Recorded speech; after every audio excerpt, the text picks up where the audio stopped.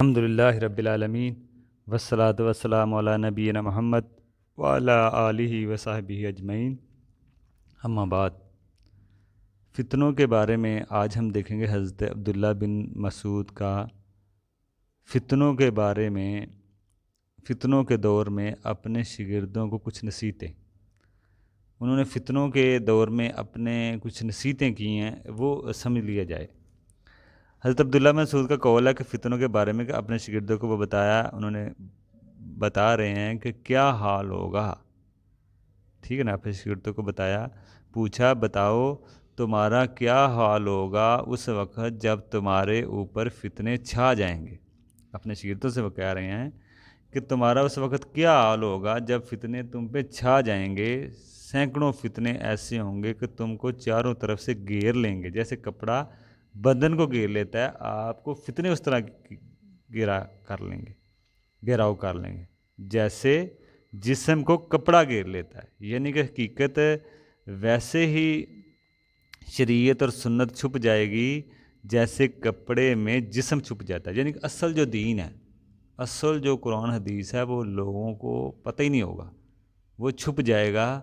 اور بدعات، خرافات، ٹھیک ہے نا،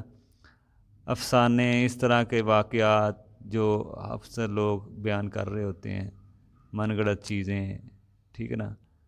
تو قصے، کہانیاں، یعنی کہ اصل دین لوگ کم ہی جانیں گے۔ آپ دیکھ سکتے ہیں جیسے شادی کے موقع پہ آپ دیکھ لیں، سنت نکاح کیا ہے شاید لوگ جانتے ہی نہ ہوں، خرافات اور اس طرح غیر شرعی رسمیں یہی لوگ سمجھتے ہیں۔ سنت کیا چیز ہے کسی کو پوچھو گے پتہ ہی نہیں کہ سنت نکاح کیا ہو سکتا ہے، کتنا کر لیں تو سنت ہو جائے گا، باقی کوئی ضرورت ہی نہیں ہے۔ تو دیکھیں اصل دین چھپ جائے گا، ٹھیک ہے نا۔ تو یہ فتنوں کی دور میں شرک، یعنی کہ باپ دادے کے رسم و رواج کو تم، باپ دادا یعنی کہ رسم و رواج پہ لوگ چلیں گے، ان کو گھیرا کر لیں گے، غیر شرعی رسم و رواج یہ پیدا ہو جائیں گے۔ جیسے آپ دیکھ سکتے ہیں باپ دادا کے جو رسم و رواج ہیں، انہوں نے ہمیں گھیر لی ہے کپڑے کی طرح، اصل دین نظر ہی نہیں آتا۔ رسمیں، باپ دادے کے طور طریقے، یہ شادی میں آپ اکثر دیکھتے ہیں باپ دادا کے رسم و رواج اور طور طریقے چلتے آ رہے ہوتے ہیں، رسمیں وہی لوگ جانتے ہیں، اصل دین، اور گھروں میں رہنا سہنا، اسی طرح مال کی تقسیم، وراثت کی تقسیم وہی بڑوں کے طریقے پہ،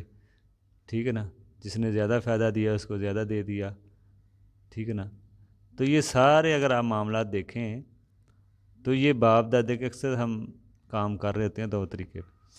تو یہ بتا رہے ہیں کہ یہ باپ دادا کے رسم و رواج آپ کو گھیرا کر لیں گے فتنوں کے دور میں،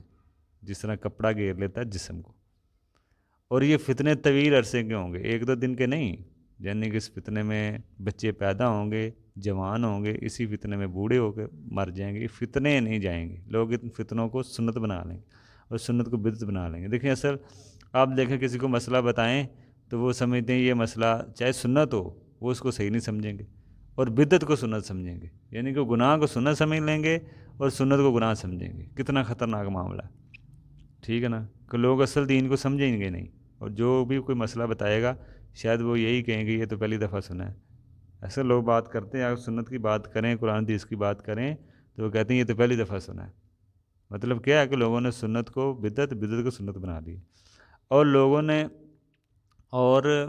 یہ کب ہوگا، انہوں نے کہا، شاگردوں نے عبداللہ بن مسعود سے کہا کہ یہ کب ہوگا، تو عبداللہ بن مسعود نے کہا جب 8 برائیاں پیدا ہو جائیں گی تم میں سے،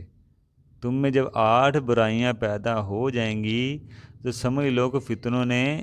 گھیراؤ کر لیا، فتنوں میں بچے پیدا ہوں گے، اور طویل عرصے کے فتنے ہوں گے، بچے پیدا ہوں گے، جوان ہوں گے، بوڑھے ہو جائیں گے، مر جائیں گے بچے، جوان ہو گے، بوڑھے ہو گے، لیکن فتنے نہیں جائیں گے۔ وہ فتنے کب ہوں گے؟ اب اس میں 8 برائیاں عبداللہ بن مسعود نے بیان کی ہیں کہ جب آپ اپنی آنکھوں سے 8 برائیاں اپنے زمانے میں، اپنے دور میں دیکھ لیں تو سمجھ لو فتنوں نے آپ کو گھیرا کر لیا، فتنے آ چکے ہیں، اور سنت کو بدعت اور بدعت کو سنت لوگ بنا لیا لوگوں نے۔ صحیح دین لوگوں کو پتہ ہی نہیں صحیح دین کیا ہے، حق کیا ہے۔ تو اب ان برائیوں کو، 8 جو برائیاں جب پیدا ہو جائیں گی تو یہ ہوں گے، اب سب کوشش کریں ان برائیوں کو سمجھیں۔ اگلے والے پارٹ میں ہم کوشش کریں گے کہ یہ 8 برائیاں یا کم از کم 4 برائیاں بیان کی جائیں، تاکہ ہمیں پتہ چلے